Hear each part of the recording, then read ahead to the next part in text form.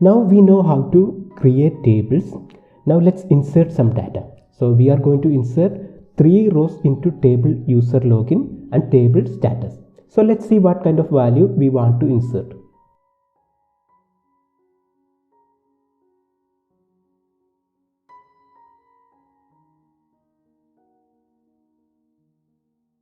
So in order to insert data, we should use, or we are going to use, a script called insert into. So I'm going to use that one.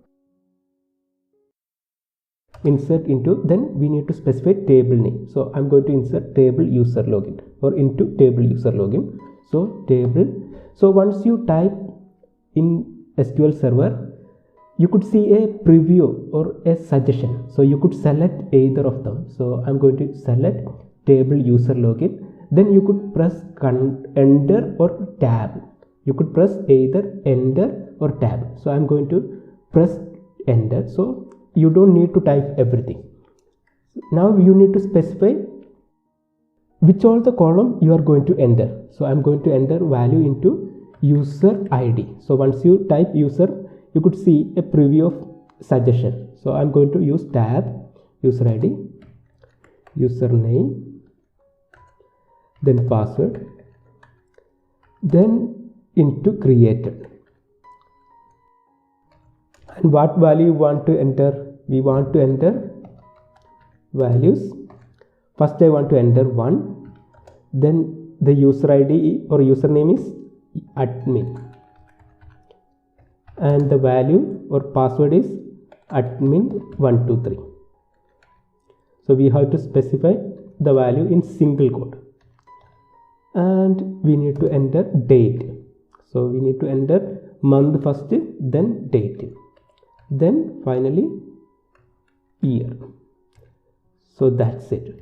We enter, or we wrote the code into insert one row. And in order to execute, you just select the code and you could press F5 or click on the execute button. But make sure that you selected correct database. So I'm going to execute this one. Similarly, I'm going to insert 2 more rows.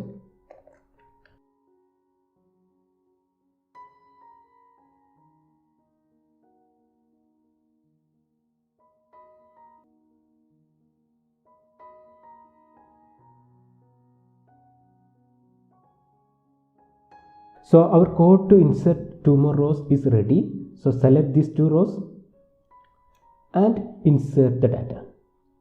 So click on execute and you could see 2 more rows affected. So this is one way of inserting data into our SQL table.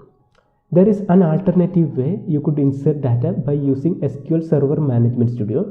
For that, select the table and right click, edit top 200 rows. So once you click, you could see there is no data right now. That's why it is null. So you could insert some data. Say if you type something, say user ID 1, you could see 1 more row is coming. And you could enter some value, say active. Similarly for user ID 2, that is also active. And for user ID 3, inactive. And once you enter, you don't need to save. But once you close, the data will be saved inside the table. So in order to retrieve the data, we could use select statement. So that we will see in the next video. So in order to enter the data, we could use insert into table user login, or we could use SQL Server Management Studio by editing top 200 rows.